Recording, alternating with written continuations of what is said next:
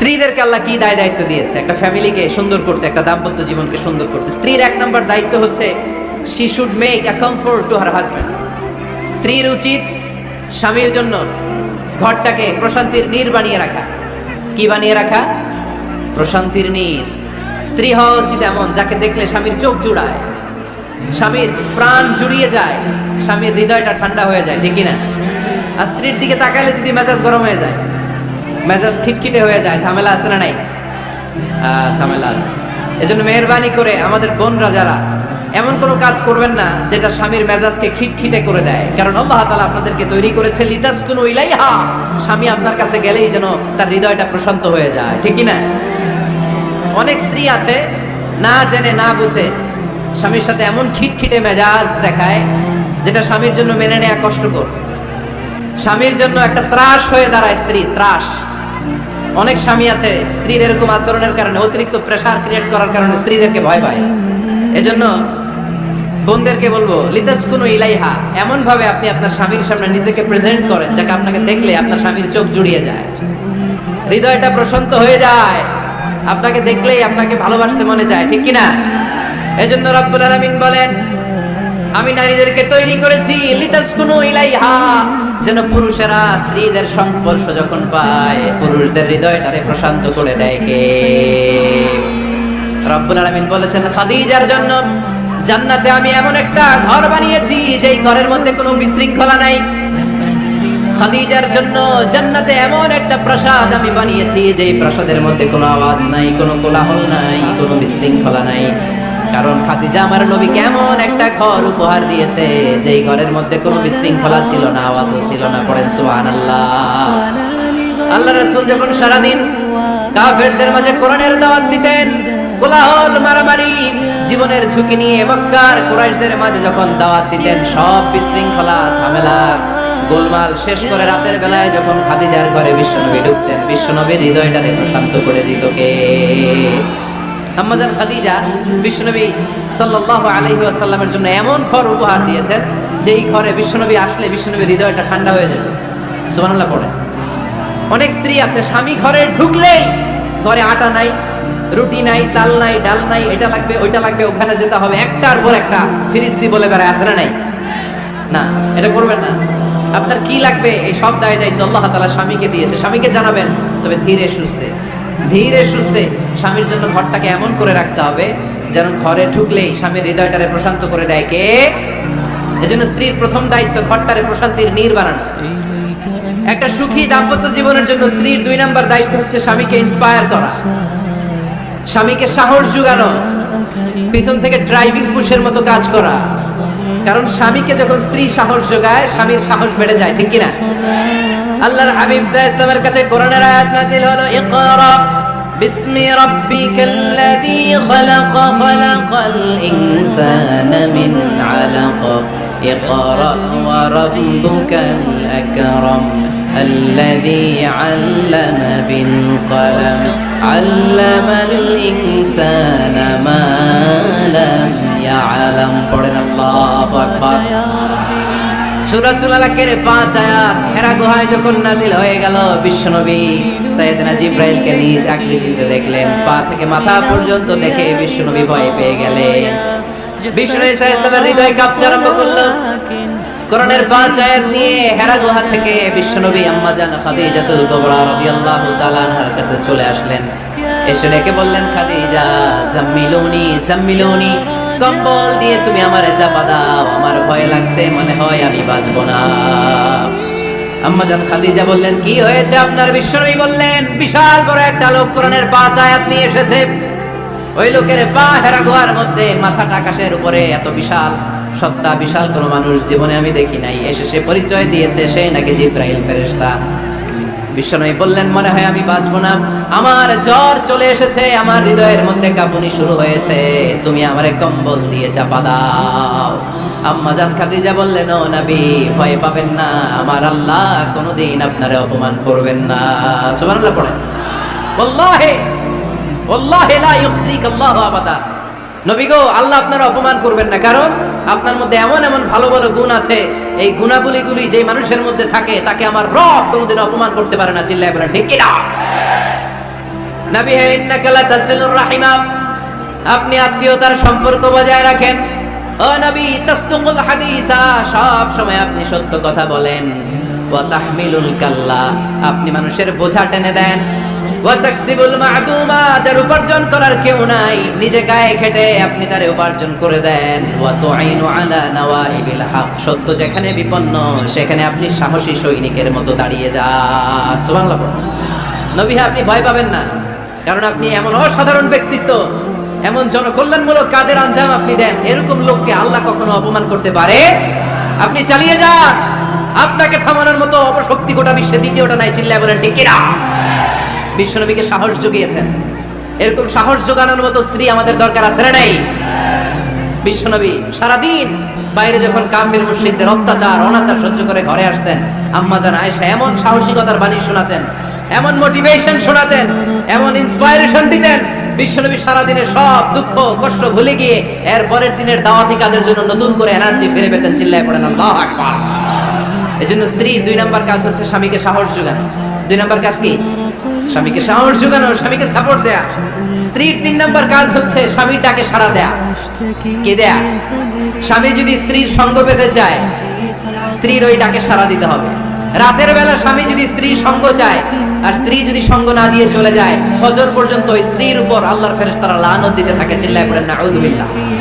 তবে হ্যাঁ, ভ্যালিড যদি কোনো কজ থাকে, ভ্যালিড কজ, অসুস্থতা, অন্যান্য কমপ্লেক্সিটি যদি থাকে সেটা ভিন্ন ব্যাপার। কিন্তু ইগোর কারণে, ইগো, মেজাজ দেখিয়ে, রাগ দেখিয়ে কোনো বোন যদি স্বামীর আহ্বানে সাড়া না দিয়ে মুখ ফিরিয়ে চলে যায়, ফজর পর্যন্ত আল্লাহর ফেরেশতারা ওই মহিলার উপর লানত দিতে থাকে। আওয়াজ করে পড়তে হবে নাউযুবিল্লাহ।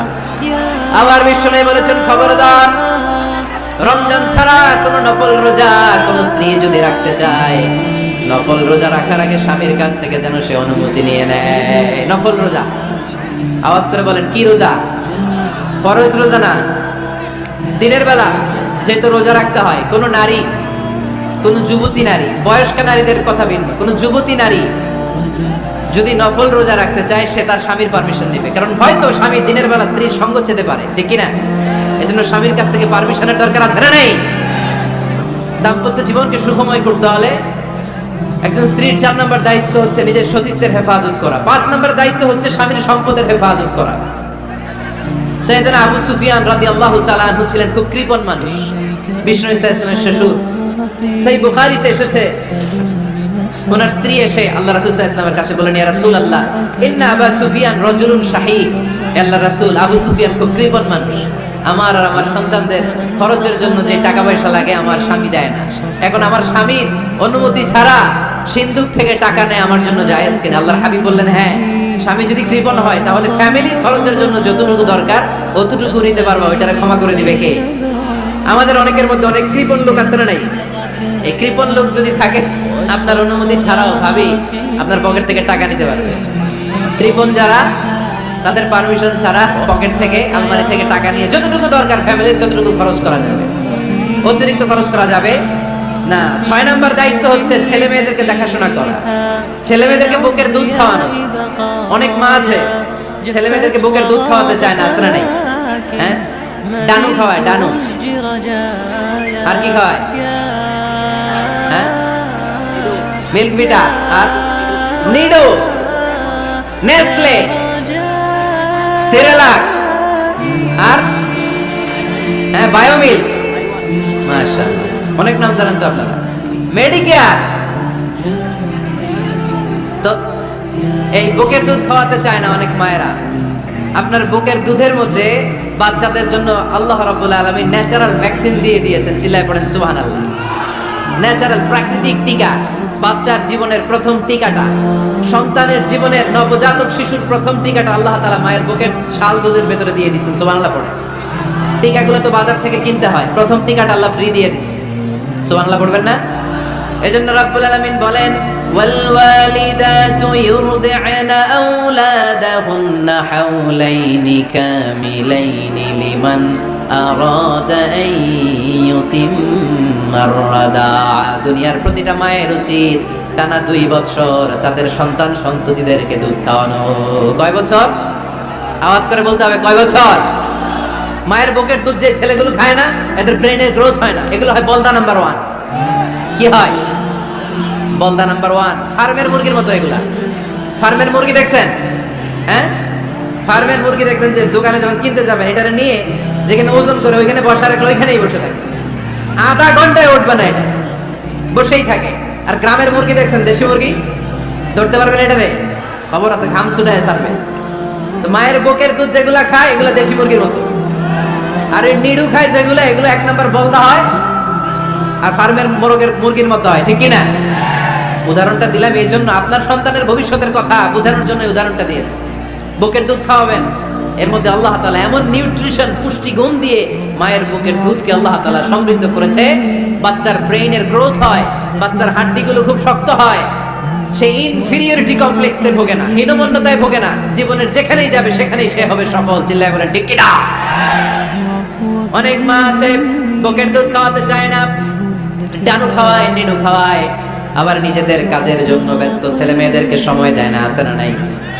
নারীরা চাকরি করতে পারবে, হেজাব করে নিজেকে পর্দার মধ্যে রেখে শিক্ষকতা করতে পারবে, ডাক্তারি করতে পারবে, সব পেশায় তারা যেতে পারবে, নিজেদেরকে পর্দার মধ্যে রেখে হেজাব করে সব জায়গায় যেতে পারবে। কিন্তু সন্তানদেরকেও দেখাশোনার দরকার আছে না নাই? অনেক মায়েরা নিজেরা থাকে চাকরিতে আর ছেলে মেয়েদেরকে দিয়ে রাখে কাজের মেয়ের কাছে। আছে না নাই? মনে রাখবেন, আপনি যদি অফিসে চাকরিতে ব্যস্ত থাকেন আর ছেলে মেয়ে যদি কাজের মেয়ের কাছে মানুষ হয়, তাহলে ছেলে মেয়ে আপনার আচরণ পাবে না, সে কাজের মেয়ের বুয়ার আচরণ পেয়ে পেয়ে বড় হবে। চিল্লায় বলেন ঠিক কিনা? এক একটা নারীকে আল্লাহ তাআলা এক একটা ফ্যামিলির ম্যানেজিং ডাইরেক্টর বানিয়ে দিয়েছে। A woman is an envy of a family. একজন নারী একটা ফ্যামিলির ম্যানেজিং ডাইরেক্টর। এখানে অনেক কাজ আছে মিয়া। এখানে তার ফুড ম্যানেজমেন্ট এনশিওর করতে হয়, এখানে অনেক ডিপ্লোমেসি জানা লাগে। একজন নারীকে ফ্যামিলিতে টিকে থাকতে হলে কূটনীতি লাগে, শাশুড়ির সাথে বউয়ের ঝগড়া আছে না নাই, এটা ম্যানেজ করতে হয়। একান্নবর্তী ফ্যামিলি হলে স্বামীর ভাই বোন এদের মন মানিয়ে চলতে হয়, পুরো ঘরটাকে হ্যান্ডেল করতে হয়। এখানে আছে ফুড ম্যানেজমেন্ট, এখানে আছে ক্লিনিং ম্যানেজমেন্ট, এখানে আছে ডিপ্লোমেসি। পুরো ঘরের মধ্যে তো বিশাল একটা অফিস। এই কাজ ফেলে দিয়ে মহিলারা বাইরে ঘুরে বেড়ায় না। ফ্যামিলি সামলান। আপনি যদি কর্মঠ হন তাহলে আপনার ফ্যামিলির মধ্যে বরকত দিয়ে এটাকে সমৃদ্ধ করে দিবে কে? তাহলে সুখী দাম্পত্য জীবনের 6 নম্বর ফর্মুলা হচ্ছে ছেলে মেয়েদেরকে সময় দেয়া। ছেলে মেয়েদেরকে সময় দেন। Spending money, spending time is more important than spending money for children. ছেলে মেয়েদের জন্য টাকা ব্যয় করার চেয়ে ছেলে মেয়েদের সাথে সময় ব্যয় করা বেশি গুরুত্বপূর্ণ। ঠিক কিনা? এমন অনেক ফ্যামিলি আছে আমি দেখেছি যে বাবাও চাকরিজীবী, মাও চাকরিজীবী। আছে না নাই? হয় ডে কেয়ারে না কাজের বুয়ার কাছে মানুষ হইতেছে। বাবা মারা যখন সকালে অফিসের জন্য বের হয় তখনও ছেলে মেয়ে ঘুমায়, আবার রাতে যখন মিটিং সিটিং সব শেষ করে ঘরে আসে তখনও ছেলে মেয়েগুলো ঘুমায়। শুক্রবার ছাড়া বাবা মার ছেলে মেয়েদের দেখা নেই। এরকম ফ্যামিলি আছে না নাই? ঢাকাতে পারিবারিক এই ক্রাইসিস, এই সংকটগুলো আমরা প্রায়ই শুনি। আল্লাহ তুমি আমাদের ফ্যামিলিগুলোরে বরকতময় করো, আমাদের ফ্যামিলিতে যেন আমরা জান্নাতি ইমেজ উপভোগ করতে পারি, তুমি তৌফিক দান করো। আওয়াজ করে পড়বো আমিন। 7 নম্বর দায়িত্ব, বিশ্বনবী বলেছেন খবরদার, স্বামী পছন্দ করে না এমন কোন লোককে স্ত্রী যেন ঘরে অ্যালাউ না করে। স্বামী পছন্দ করে না এমন কোন লোককে আপনার স্ত্রী ঘরে অ্যালাউ করতে পারবে? আমার বোনেরা খবরদার, আপনার স্বামীর পারমিশন ছাড়া, আপনার স্বামী পছন্দ করে না এরকম কোন লোককে আপনার ঘরে আপনি অ্যালাউ করতে পারবেন না। 8 নাম্বার, স্বামীকে আর্থিকভাবে সহযোগিতা করা, যদি স্ত্রী ধনী হয়। আমরা সব এক করে ফেলছি, আসলে ইসলামের দৃষ্টিতে স্বামীর ব্যালেন্স আলাদা, স্ত্রীর ব্যালেন্স আলাদা। স্বামীর যাকাত আলাদা, স্ত্রীর যাকাত আলাদা। ঠিক কি না? স্ত্রী ধনী হতে পারে, স্ত্রীর আলাদা সম্পদ থাকতে পারে। যদি স্ত্রীর সম্পদ থাকে, স্ত্রীর উচিত তার সম্পদ দিয়ে তার স্বামীকে এস্টাবলিশ হতে, স্বাবলম্বী হতে সহায়তা করা। যদিও এটা আল্লাহ তাআলা আবশ্যক করে দেন নাই, কারণ আর্থিক ফিনান্সিয়াল সব কাজগুলোকে স্বামীর উপরে খরচ করেছে কে? ফিনান্সিয়ালি 1 টাকা খরচ করা, 1 টাকার দায়ভার নেওয়া কোন স্ত্রীর উপরে আল্লাহ আবশ্যক করে নাই।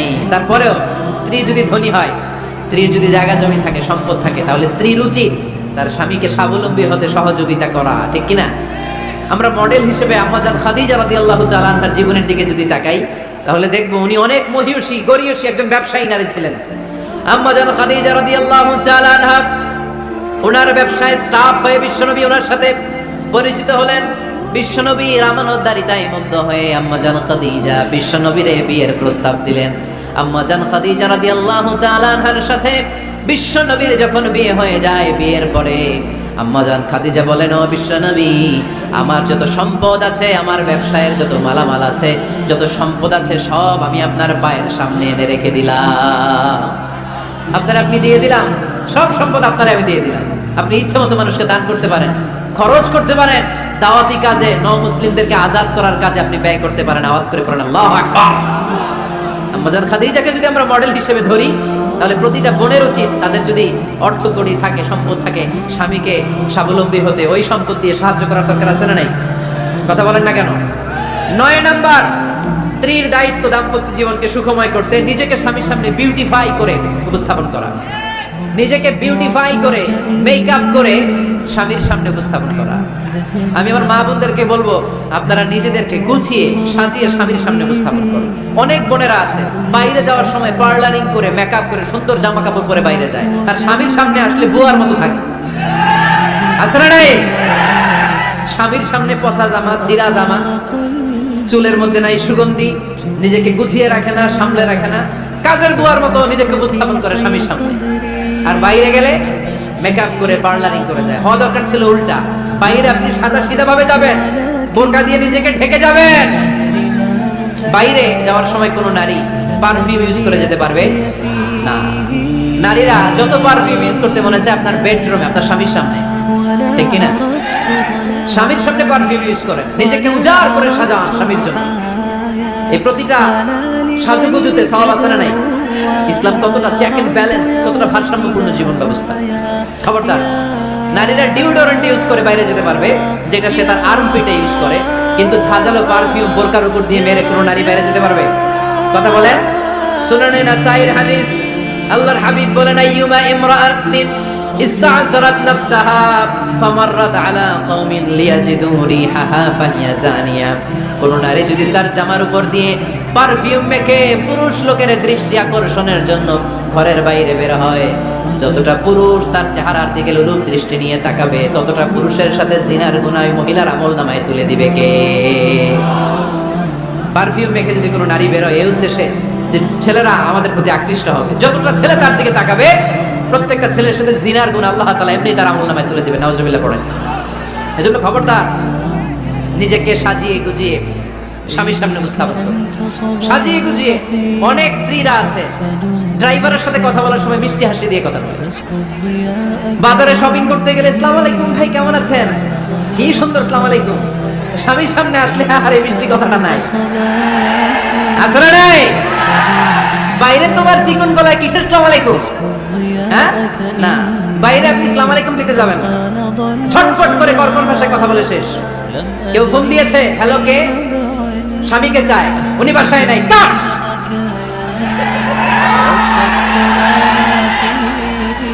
কারে চান? আপনার হাজবেন্ডের, নাই, কাট, শেষ করে দিবেন। মিষ্টি মিষ্টি আসসালামু আলাইকুম, আসসালামু আলাইকুম বলা যাবে নাকি? খবরদার, খবরদার। বাজার করতে গেলে কি মিষ্টি হাসি, দোকানে গেলে কি মিষ্টি আলাপ, ড্রাইভারের সাথে কি সুন্দর কথা, সিএনজি ওয়ালার সাথে কি সুন্দর আলাপ, আর ঘরে আসলে এই চেহারাটা এরকম করে রাখে। আসলে নাই, ঘরে আসলে স্বামীর সাথে খিটখিটে মেজাজ না, উল্টো করে ফেলছেন আপনি। বরং স্বামী ছাড়া অন্যদের সাথে কথা শর্টকাটে সারবেন, যাতে কোনো ফিতনা চলে না আসে। চিল্লায় বলেন ঠিক কিনা? আর নিজেকে স্বামীর জন্য উজাড় করে সাজান, পার্লারিং করেন, বিউটিফিকেশন করেন, মেকআপ করেন, বেডরুমে পারফিউম মাখেন, নিজেকে উজাড় করে স্বামীর জন্য সাজান। সওয়াব দিয়ে আপনার আমলনামাটারে পূর্ণ করে দিবে কে? বিশ্বনবী যখন সফরে যেতেন, সফর থেকে ফিরে আসার সময় ডিরেক্টলি স্ত্রীর ঘরে যেতেন না। বিশ্বনবী একজনকে ঘরে পাঠিয়ে দিতেন, মদিনার উপকণ্ঠে কিছু সময় অপেক্ষা করতেন, আর বলতেন আজকে আমি আয়েশার ঘরে যাব। আয়েশারে যে বলো আমি এসেছি, কয়েক ঘন্টা পরে আয়েশার ঘরে আমি ঢুকবো। সুবহানাল্লাহ পড়েন। স্ত্রীকে সময় দিতেন, কারণ স্ত্রী হয়তো কাজ করে, ঘর গুছায়, ঘেমে থাকতে পারে, তাকে নিজেকে গুছানোর জন্য সময়ের দরকার আছে না নাই? লম্বা সফর শেষ করে, সেই বুখারীর হাদিস, বিশ্বনবী যখন সফর শেষ করে মদিনায় ফিরতেন, ডিরেক্টলি স্ত্রীর কাছে যেতেন না, মদিনার উপকণ্ঠে ওয়েট করতেন এবং বার্তাবাহককে পাঠাতেন যে বলো যে আজকে আমি সফিয়ার ঘরে থাকবো। সফিয়াকে সময় দিতেন 2-1 ঘন্টা, যাতে নিজেকে সাজিয়ে নিতে পারে। সুবহানাল্লাহ পড়ো। আমার বোনেরা, আমার মায়েরা, খবরদার, আপনার স্বামীর ভেতরে আপনার জান্নাত, আপনার স্বামীর ভেতরে আপনার জাহান্নাম। আপনার স্বামীর মনকে খুশি রাখতে পারলে জান্নাতের দরজাগুলো আপনার জন্য খুলে দিবে কে? ক্যাপাসিটির বাইরে কিছু চাবেন না। এই 10টা স্ত্রীদের দায়িত্ব। এই 10টা পয়েন্ট যদি কোনো স্ত্রী স্বামীর জন্য এইভাবে স্যাক্রিফাইস করে করে এইভাবে আঞ্জাম দিতে পারে, এই স্ত্রীদের জন্য জান্নাতের দরজাকে খোলা রেখেছে কে? আওয়াজ করে বলতে হবে, খোলা রেখে দিয়েছেন কে?